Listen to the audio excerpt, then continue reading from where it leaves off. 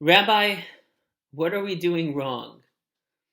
The question was posed to me today by a Catholic gentleman with a tree through his living room down the street from the shul.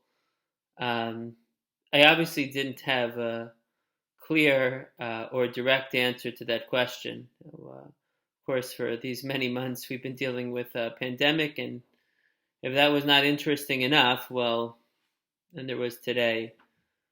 There was so much property damage. People in the shuls whose homes were uh, badly damaged by falling trees and cars, and um, we certainly empathize, send our support to everybody. Want to make sure that everybody is checking in on each other, and everybody knows that if they need to reach out, that we're all together here, as we have been for each other under all different kinds of circumstances at this time.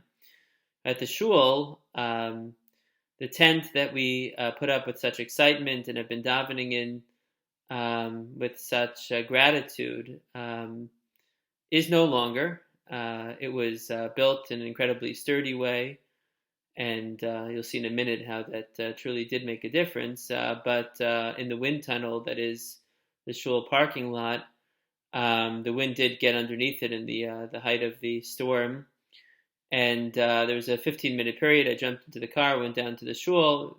Trees were flying all over the place, and it did not look good. And of course, my thought was that God forbid if the tent, again, if we did everything with permits, the fire code, fire department, this was not foreseen, and would God forbid end up in Cedar Lane and cause a car accident, any kind of damage to human life. And thank God, because the way the tent was built in a particular way, with not just poles but straps, when it collapsed into the ground.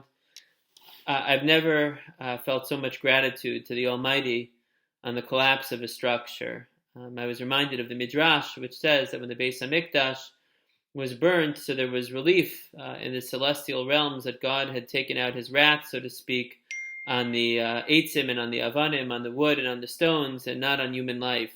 And from all of the reports that have come in over the last many hours from all of you about the different challenges in the cars and the furniture outdoors, and even unfortunately some homes that have suffered damage. Thank God, as far as I know, as of now, there's been no bodily harm, and that is something that we can uniquely appreciate at this time, this pandemic time, to recognize that materials, those can and will be replaced.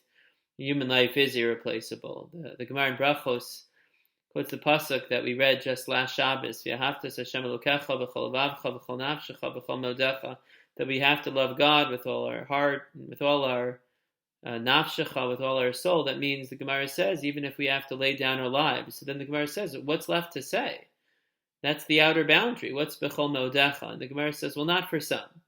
Yesh b'nei adam shechavivin aleha mamonam yoser migufam. There are some people out there that would sooner part with their lives than to part with the dollar.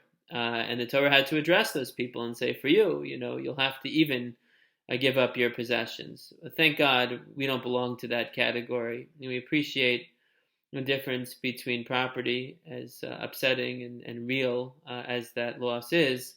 It's not human life. And so on this very, very challenging day, in this very challenging time, we might not have an answer to that gentleman's question. What are we doing wrong? I could certainly feel that way, but there's plenty to be grateful for as well. And thank God that there is no bodily harm or loss of life that I've become aware of at this time. Wishing everybody strength and fortitude, resilience, the steadfastness, chizuk at this time. And even if we're not quite sure what we're doing wrong, as a gentleman asked, we know that there's plenty that we are doing right and will continue to do right by each other. Please reach out to your friends, your neighbors, people from the community. Reach out, see if anybody needs a hand, whatever the case may be. And as we have been, we'll continue to get through this together. Wishing everybody a safe and a healthy evening. God willing, as far as the storm is concerned, hopefully the worst is indeed behind us, and we look forward to the reconstruction of our Shul Mishkan, God willing, b'mehera b'yameinu, in short order.